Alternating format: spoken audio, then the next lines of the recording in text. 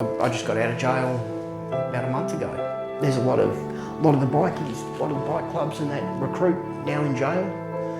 You know, the gangs, there's a lot more gangs and things like that.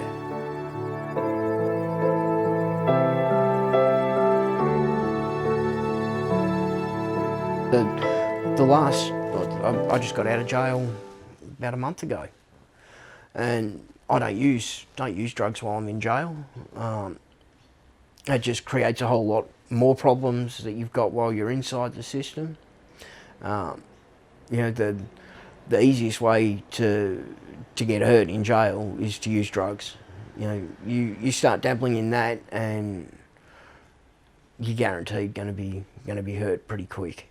You know, even the drugs in jail have changed, especially with COVID.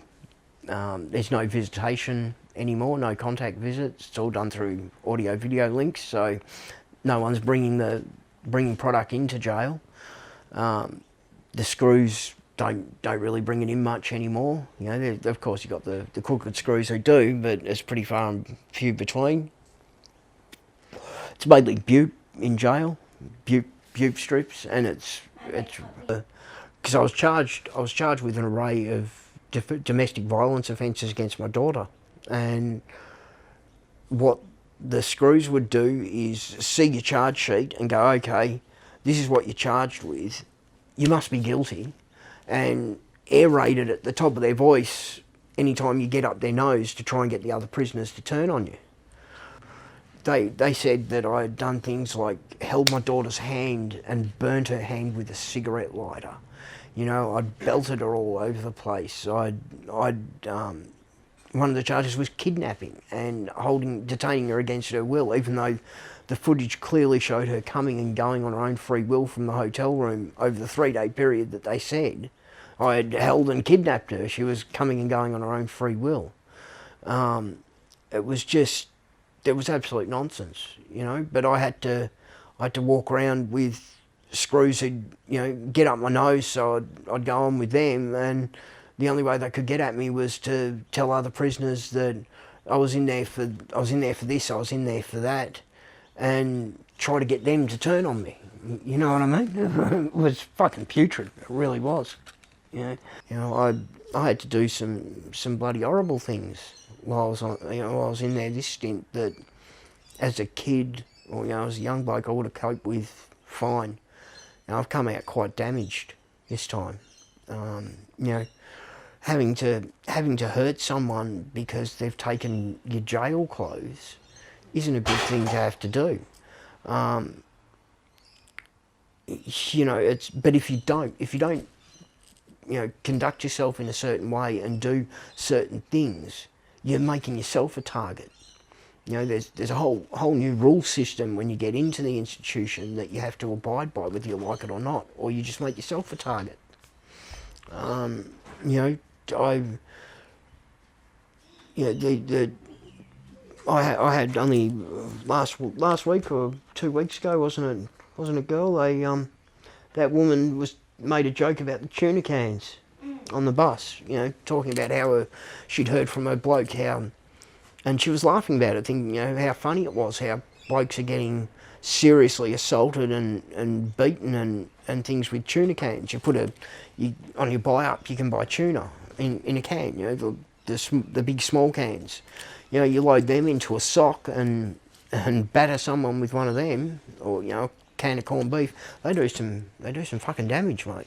And, you know, yeah, it caused me nightmares for a week. You know, I go to sleep and I'll sleep for half an hour and I'm awake in cold sweats, you know, and it's not conducive, it's not rehabilitation.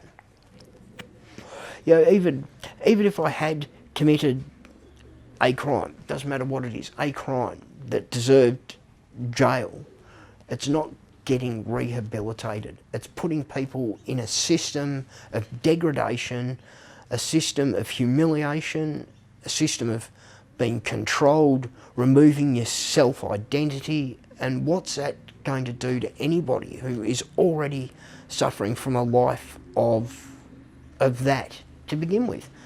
it's not doing anything. It's just making the problem worse. You know, and privatising the jails, all that's done is making a business out of holding people.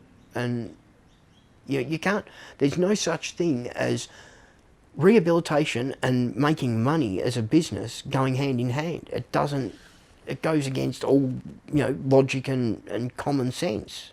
It just doesn't work. It doesn't work. And you end up getting out, you can go two ways. I made a mental choice this time of using my time to better myself while I was in there, rather than using it as a time of sitting there stewing and all the rest of it to come out worse than what I was when I went in. But very few people do that.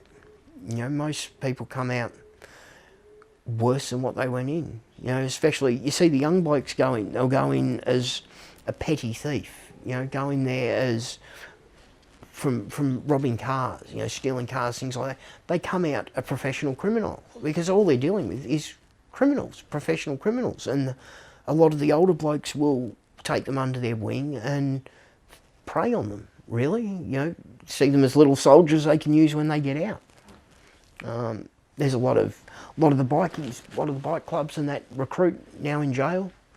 The gangs, there's a lot more gangs and things like that now from when I was a kid, and they really recruit these days in jail.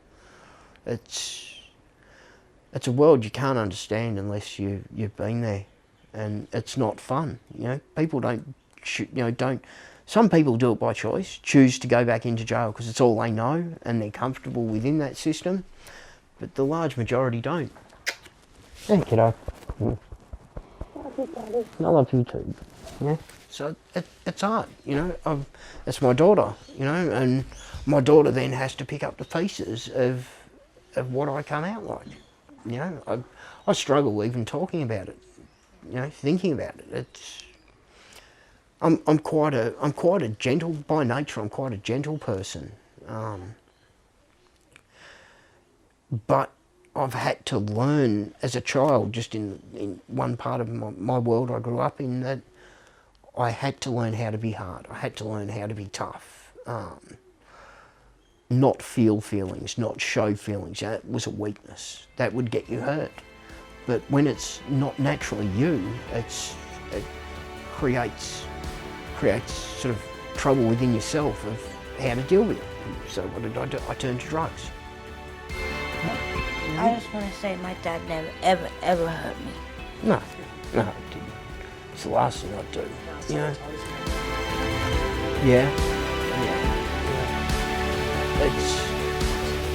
It's crazy.